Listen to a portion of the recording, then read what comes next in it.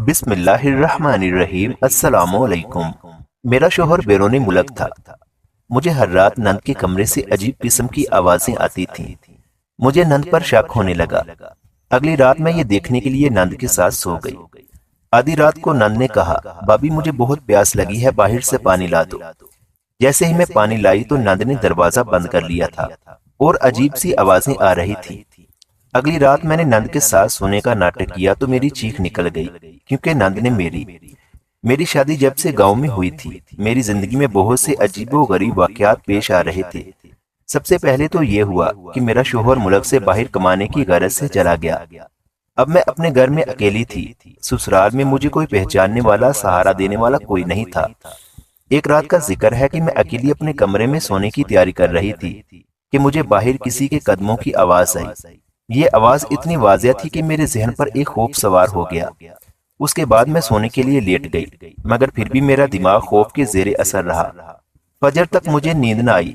उसके बाद न जाने कब मेरी आंख लगी। मैं अभी 1 घंटा ही सोई थी कि मेरी सास ने मेरे कमरे का दरवाजा बजाया और बोली, बहू अभी तक सो रही हो? उनकी आवाज सुनकर मैं चौंक गई। मुझे तो सोए अभी 1 ही घंटा हुआ था। मैं आंखें मलती बाहर आई। सास मेरी सुर्ख आंखें देखकर हैरान रह गई। क्या हुआ बेटी, सब खैरियत तो है ना? मैंने उन्हें सब बता दिया कि रात को किसी के कदमों की आवाज सुनकर मैं डर गई थी। हाँ बेटी, ये घर ही इतना बड़ा है कि अच्छे खासे इंसान को डर लगने लगता है। तुम ऐसा करो, कल से अपनी नंद के कमरे में सो जाया करो, आखिर वो तुम्हारी बहनों की तरह है। ये बात मुझे अजीब लगी थी। अपनी बेटी की बजाय वो उसे मेरी नंद कह रही थी। अच्छा ठीक है, मैं कल से मारिया के कमरे में सो जाऊंगी।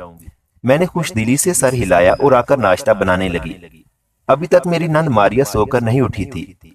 अम्मा ने उसे जगाया, हम सबने नाश्ता किया और फिर वो कॉलेज चली गई। दिन भर मैं यही सोचती रही कि आखिर रात भर वो आवाजें किस चीज की आ रही थीं। मैंने इस बात का जिक्र किसी से नहीं किया। शाम हुई तो मैं ये बात भूल गई, मगर रात को सोने से पहले मुझे याद आया कि अम्मा जी ने मुझे मारिया के कमरे में सोने का कहा था। मैंने मारिया के कमरे का दरवाजा खटखटाया। उसने दरवाजा खोला तो उसके चेहरे पर नागवारी के आसार थे। क्या हुआ भाभी, खैरियत तो है ना?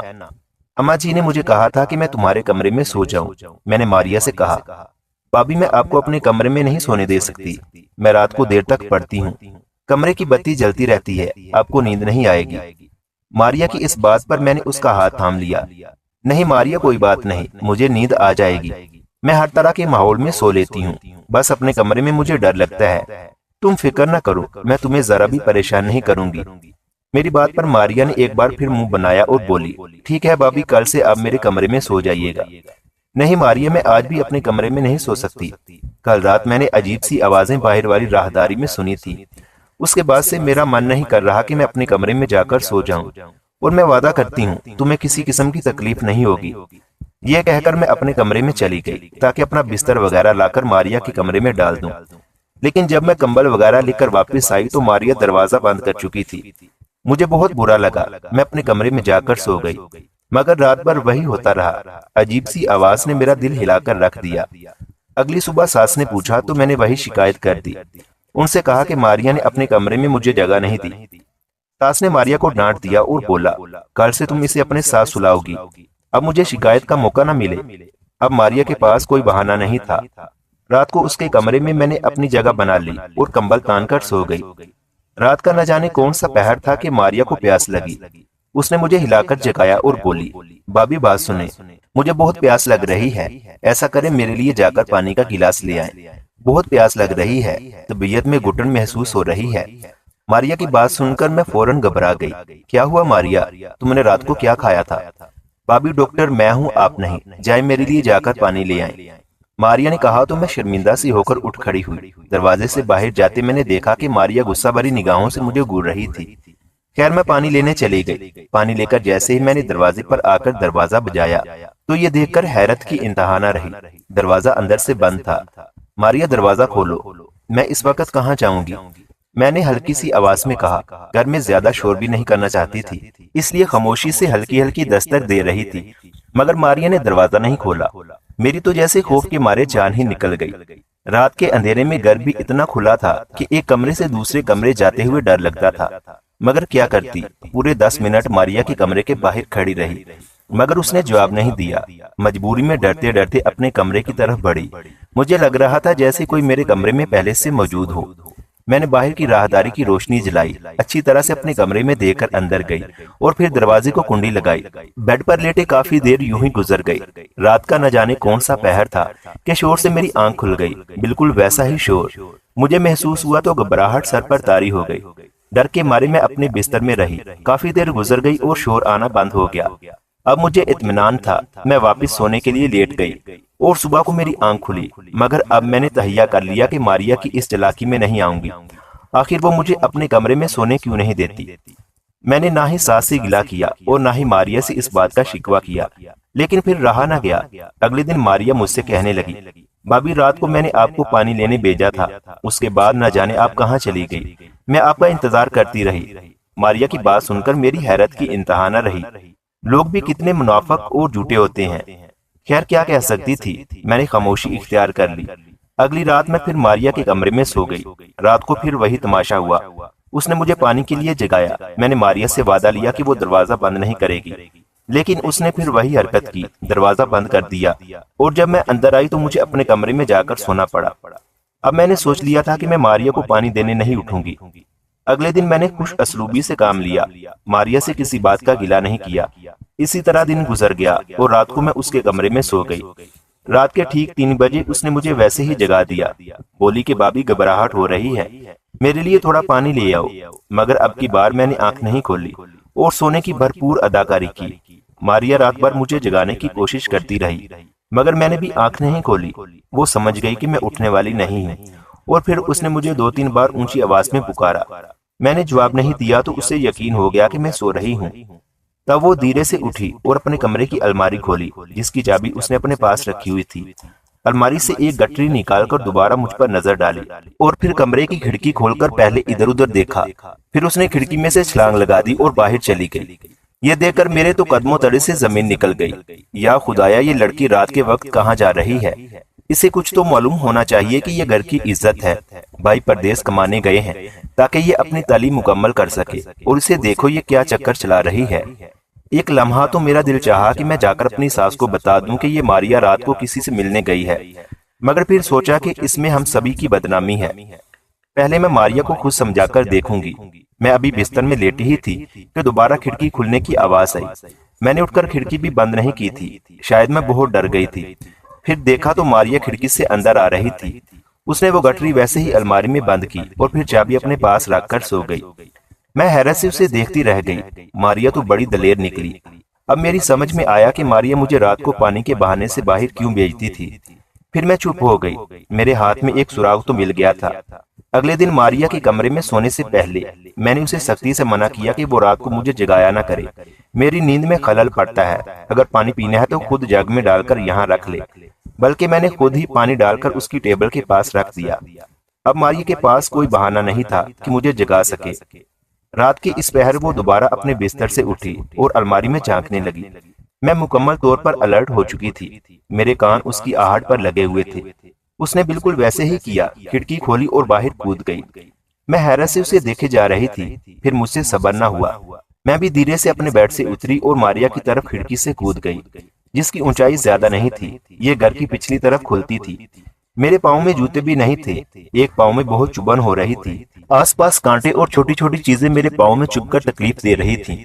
मगर मारिया शायद पहले से इंतजाम करके आई थी, वरना वो इतनी तेज रफ्तारी से न चलती। मैं देख रही थी कि मारिया काफी तेज तेज कदम उठाती आगे की जानब बढ़ रही थी।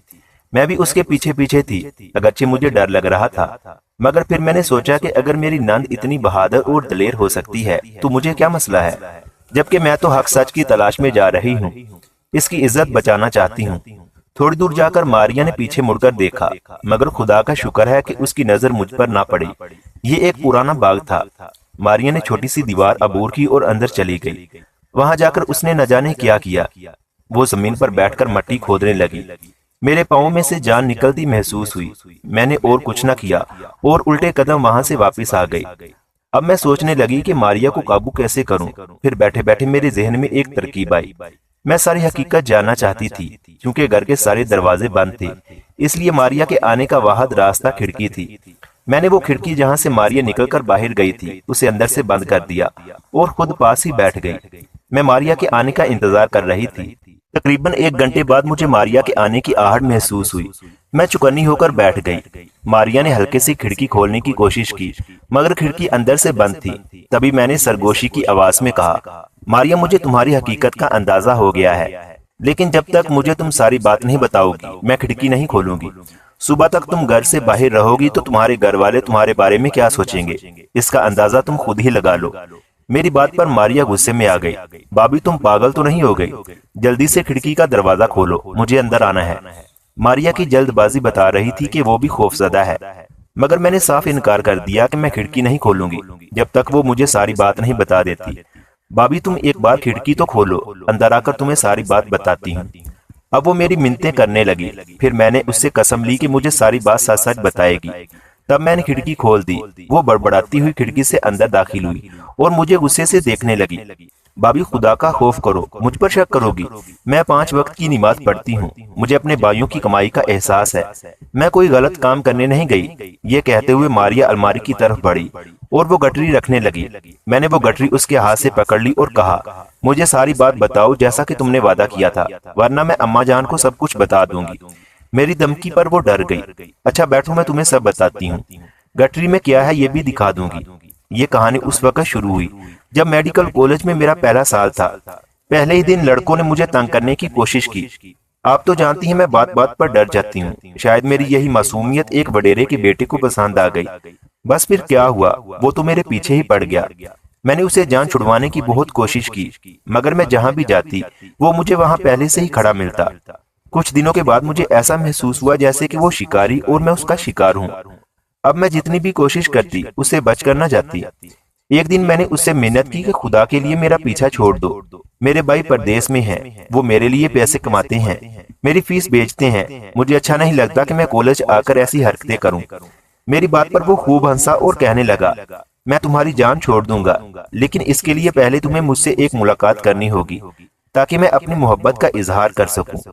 फिक्र न करो, मैं किसी अकेली तन्हा जगह पर तुम्हें कुछ नहीं बोलूंगा। तुम एक बड़े होटल में आ जाना जहाँ सब लोग खाना खाते हैं। मुझसे मिलो, बात करो, मैं तुम्हें अपने दिल का हाल बताऊं। अगर मैं तुमको मकूल आदमी ना लगा तो मुझे छोड़ देना, मैं कुछ भी नहीं कहूंगा। मुझे उसकी ये तजवीज पसंद आई। सोचा कि शायद एक बार मुझसे मिलने का ख्वाहिशमंद हो। मुकर्रर दिन पर मैं उसी होटल में चली गई जहाँ उसने मुझे बुलाया था। मैं इसलिए बेफिक्र थी कि उस होटल में मैं पहले भी कई दफा जा चुकी थी।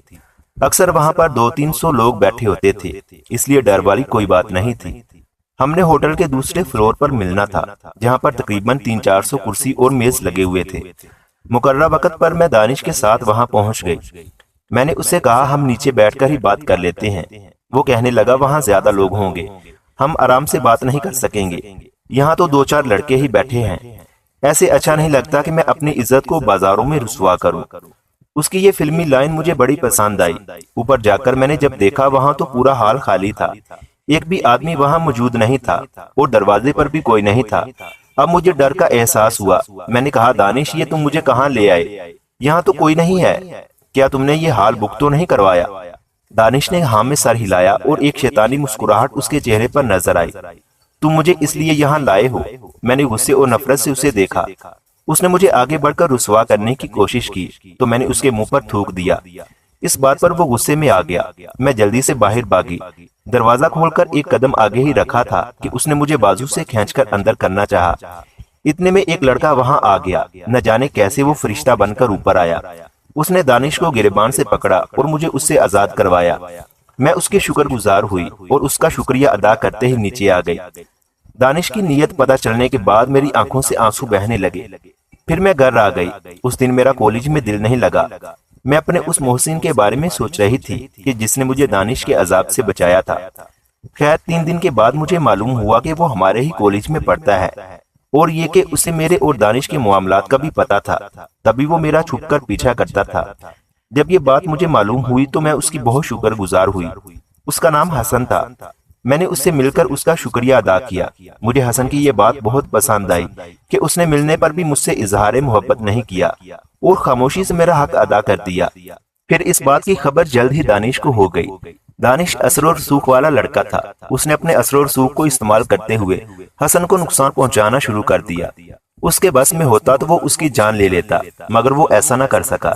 यहाँ तक कि हमारा आखिरी साल आ गया। अब दानिश ने अपनी कमीनगी दिखाना शुरू कर दी। पूरे साल का अजर हमें मिलना था, जब हमारे एक प्रोफेसर ने हसन को एक ऐसा तजर्बा करने को दिया जिसे हमारे लिए करना मुश्किल ही नहीं नामुमकिन था। दानिश ने अपने असर और सूख से ऐसा जाल बिछाया कि हसन कम से कम इस तजर्बे में फेल हो जाए और उसे प्रोफेसर के सामने जिल्लत उठानी पड़े। उस तजर्बे के लिए हमें इंसानी हड्डियों से ढांचा बनाना था, जिसके बारे में किसी को मालूम नहीं था कि वो कहाँ से मिलेंगी। हसन ने बहुत कोशिश की, मगर दानिश के असर और सूख की वजह से ये मुमकिन नहीं था। कॉलेज के आसपास उसकी जान पहचान बहुत थी, इसलिए हसन को हर नाकामी का मुंह देखना पड़ा। ऐसे में मैंने उसका साथ देने की ठान ली, क्योंकि उसने ऐसे वक्त पर मेरी मदद की थी जब मैं बिल्कुल बेबस थी।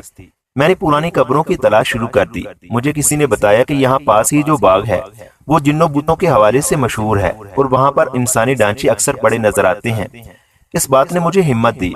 मैं दिन के वक्त ये काम नहीं कर सकती थी, क्योंकि ये जगह भी कॉलेज के पास थी। दानिश की नजर पड़ती तो वो मेरे लिए एक और मुश्किल खड़ी कर देता।